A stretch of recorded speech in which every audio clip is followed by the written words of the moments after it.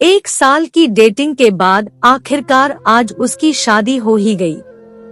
अंजलि आज बहुत ज्यादा खुश थी। उसकी नई जिंदगी की शुरुआत थी आज।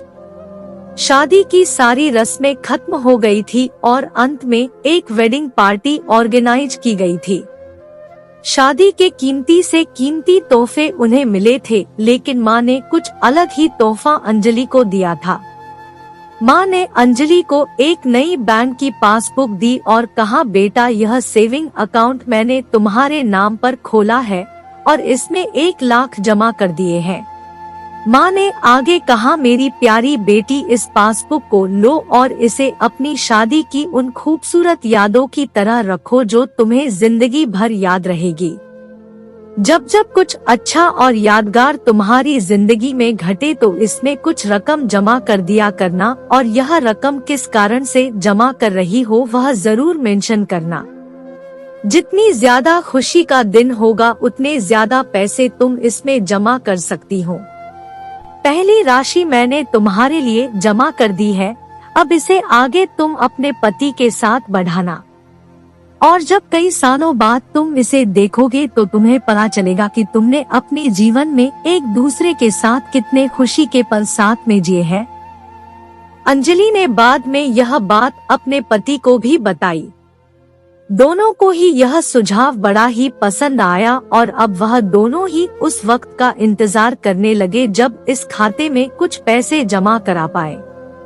महीनों बाद उनकी पासबुक कुछ इस तरह से दिखने लगी। 19 जनवरी 2010 शादी के बाद पति का पहला बर्थडे मनाया। 27 फरवरी 1920 पत्नी को नौकरी मिली। 25 में 20,000 वेकेशन शिमला में। 3 जून 50,000 पत्नी प्रेग्नेंट हुई। 22 जुलाई 40,000 पति को प्रमोशन मिला और ये सिलसिला आगे बढ़ता रहा। पर जैसे जैसे समय बीतने लगा, साल बढ़ने लगे, दोनों में झगड़े होने लगे। छोटी छोटी बातों पर वे अक्सर एक दूसरे के साथ बहस करते, कभी कभी बिना बात के ही झगड़ा करने लगते। धीरे धीरे दोनों के बीच बातें बंद हो गई। वह दोनों ही अब अपने शादी के फैसले पर पछताने लगे।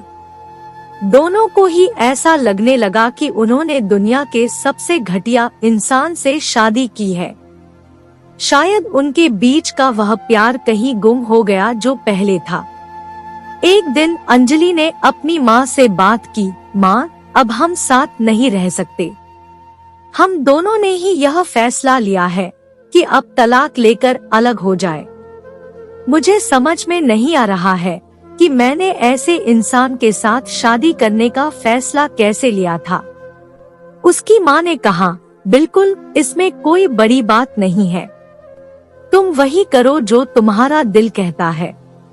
अगर तुम दोनों ही साथ नहीं रहना चाहते तो अलग होने में ही भलाई है। लेकिन उससे पहले एक काम करो, तुम्हें वह पासबुक याद है जो मैंने तुम्हें तुम्हारी शादी के दिन दी थी? सबसे पहले उस खाते में जमा सारे पैसे निकालो और उन्हें खर्च कर डालो। तुम्हें ऐसी कमजोर शादी का कोई भी रिकॉर्ड नहीं रखना चाहिए। अंजलि अपने माँ की बात से सहमत थी, इसलिए वह वहाँ से सीधे बैंक चली गई और बैंक में लाइन में लग गई ताकि उसे अकाउंट को बंद करवा सके।